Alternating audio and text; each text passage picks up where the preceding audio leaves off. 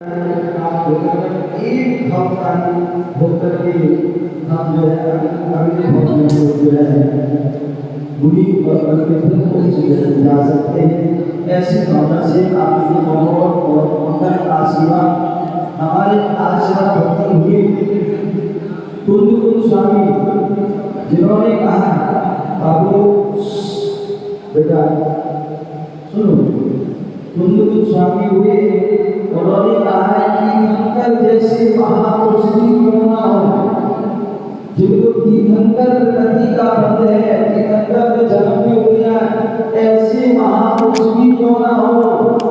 यदि वो निर्गत दीक्षा धारण नहीं करते, पुनीत नहीं बनते हैं, तो मुक्ति को प्राप्त होने वाले नहीं है। बिना पुण्य बने, बिना संयम को धारण किए, बिना तप को धारण किए मुक्ति की प्राप्ति होने वाली नहीं है। बोले इसलिए जो है हमें संयम को धारण करना पड़ता है, वैराग को धारण करना पड़ता है। और वैराग को धारण करने के लिए बोले वैराग और संयम धारण के लिए वैराग होना चाहिए।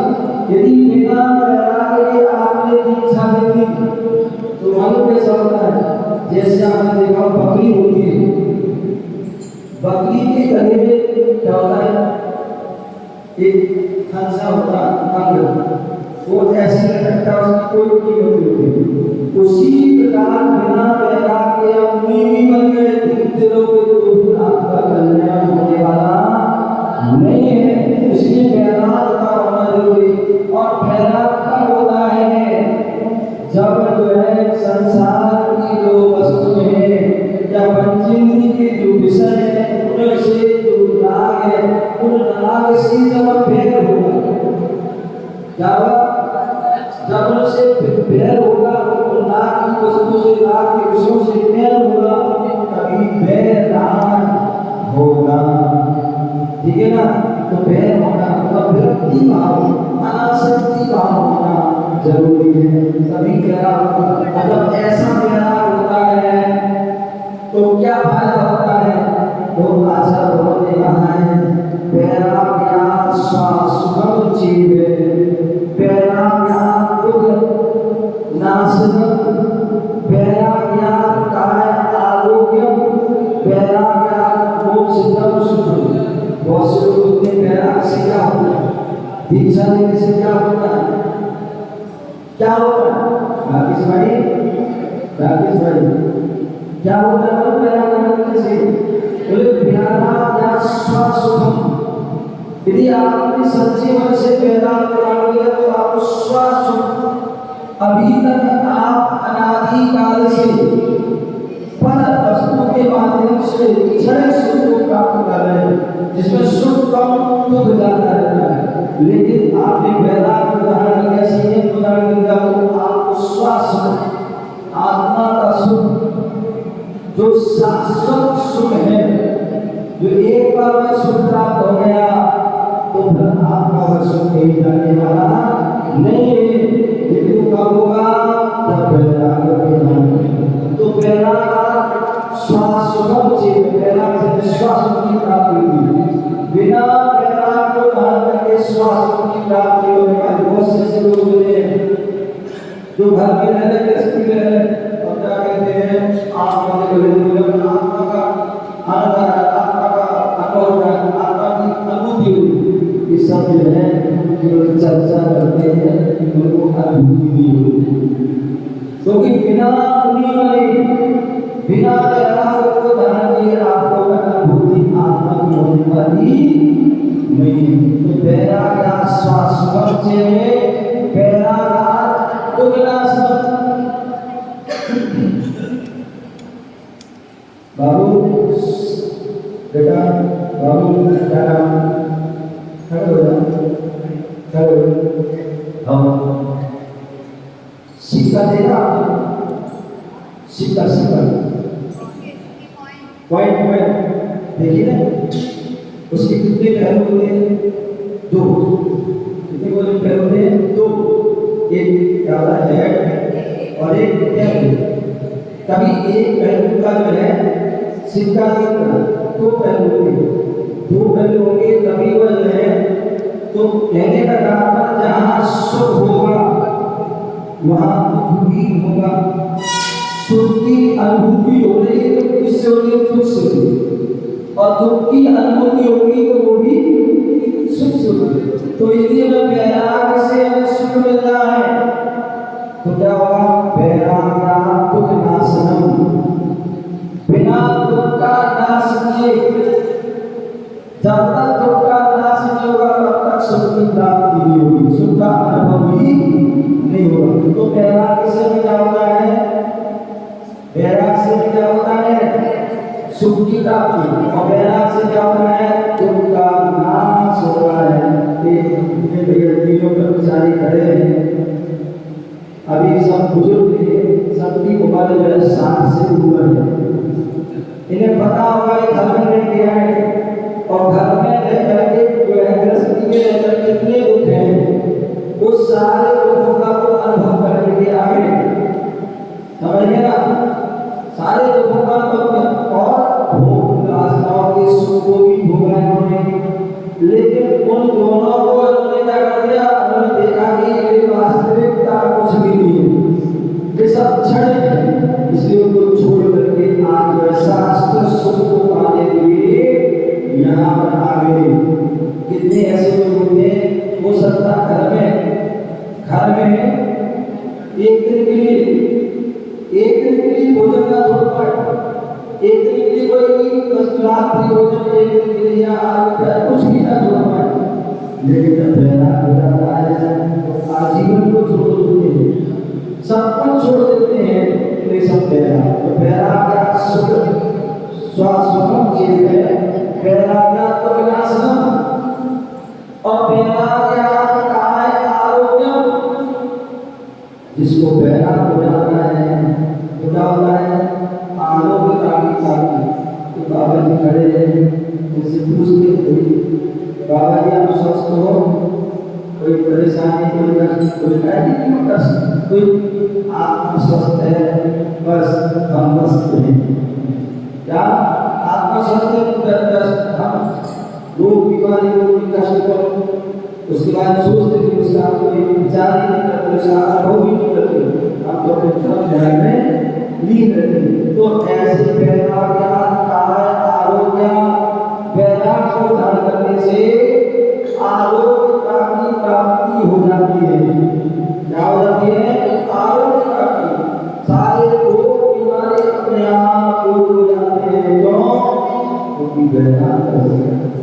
और वैराग्य मोक्ष साधन सुनो, और वैराग्य के माध्यम से हमें मोक्ष सुख की भी प्राप्ति होती है।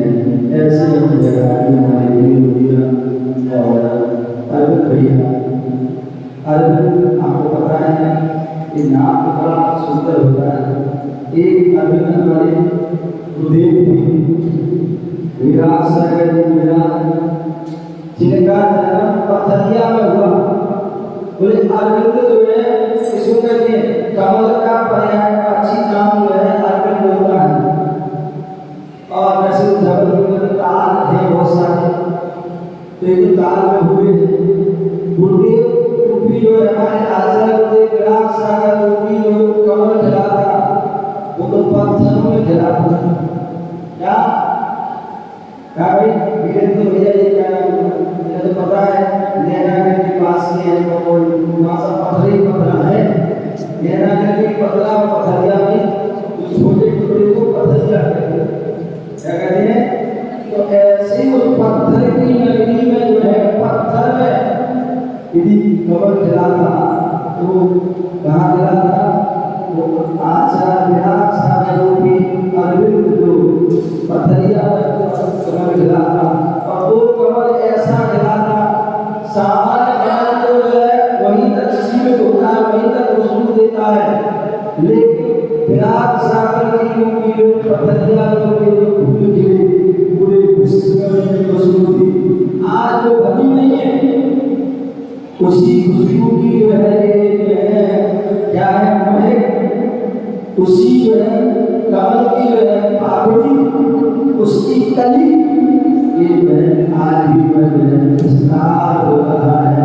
तो ऐसे जो है वो और वीरेंद्र जो है वो वीर और इंद्र है मोक्ष आगे बढ़ रहे हैं वीर बन के ऐसे बन दिया पहला प्रकार किया निश्चित ही उनके मन में जो है मोक्ष की इच्छा होगी तो निश्चित ही वह प्रदान करें और प्रदान में आज नहीं कल करने के परसों को मोक्ष की प्राप्ति है जरूर होगी और मोक्ष व्यवस्था होगा ऐसे ही दोनों भाइयों के बहुत बहुत मंगल आशीर्वाद कि आप जो है उस संयम को ध्यान करें और आपका जीवन मंगलमय हो क्योंकि उस संयम को ध्यान करेगा वो मंगल की श्रेणी में आ जाता है वो उत्तम की श्रेणी में आ जाता है वो शरण लेने के योग्य हो जाता है आज तुमने उनकी शरण ली है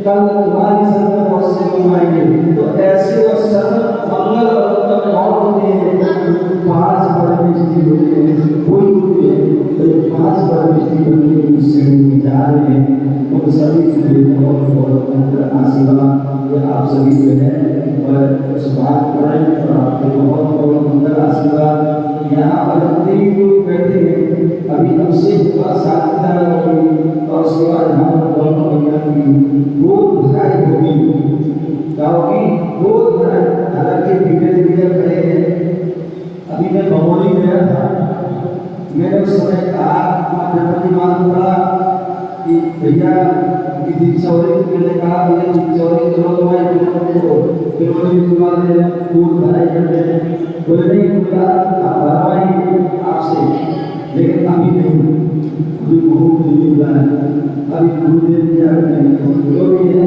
तो मैंने कोई बात नहीं आशीर्वाद देखिए क्या सहयोग बना कि जो है वहाँ भी 5 लाख का दरबार था क्योंकि मेरा इनके पास ही थी और ये 5 लाख हुआ लगभग समय से करके चौपड़ा की फटी कर बैठे तो ये सौभाग्य ये आप लोग हो सकता है वहाँ आपकी गोदी भर जाती ना तो यहाँ भी आते बैठे लेकिन ये भी कहते जो होना होता है जहाँ होना होता है वही होता है इसलिए गोदी के दृश्य से आप यहाँ गया है एक पल तीन काल भगवान के दर्शन करने का गुरु के दर्शन करने का और भाई आने का तो इनको भी ये लाभ करते बहुत बड़ी बात है तो आप सभी ने जो भाग मिला है तो इसलिए सभी को क्या करना है अभी आपसे शांति रखना कि आप सभी तैयारी से आए होंगे नहीं आए होंगे जो भी आपके पास है जो भी आप उसमें से जो है आप जो गोद भराई करेंगे और गोद भराई करके जो है अपने आप को पुण्य आत्मा समझेंगे कि हे भगवान आज हमने इनकी गोद भराई की इच्छा की एक ऐसा आए कि मैं भी जो है आएगा मुनि बनूं और मेरी गोद भराई हो ठीक है ना तो इस प्रकार से हम गोद भराई करेंगे और उस कार्यक्रम में उस बैराग के रस को ध्यान के गोद भराई क्यों निकाले जाते हैं ये उसका रीजन यही है कि सारी वस्तुओं को दिखाई जाती है दिखाने के बाद सबको दिखाया जाता है भैया तुम्हारे कुछ भी ना हो तो इनको ग्रहण कर लो तो नहीं रहो लेकिन मजबूत हो तो सबको छोड़ करके आगे बढ़ जाओ तो ऐसे इसकी की जाती है और जो भरता है उसको जो है बैराग की कोई कदम बढ़ाने में भाव हो उसकी वो भरी जाती है जिस प्रकार से आप उसका लाभ लेंगे बाकी आपको बताइए कि यहाँ पर चतुर्मास चल रहा है अभी जो है 28 तारीख को यहाँ पर कक्षा चुनाव होगा लक्ष्याना होगा और जो सीधा नहीं करना पाए तो यहाँ पर आ जाना और सियान होगा लड्डू चढ़ाना समझ लेना कि यहाँ पर जो सियान जाति जो टोंक है जो आगे बढ़ेगी वहाँ पर हम लड्डू चला रहे हैं और बाकी 6 तारीख का कार्यक्रम है उसके बारे में जो सुधीर जी अभी बताएंगे आपसे शांति रहेगा और वो ध्यान क्षेत्र की जो भी योजना है उस योजना के बारे में हमारे सुधीर जी विस्तार से बताएंगे।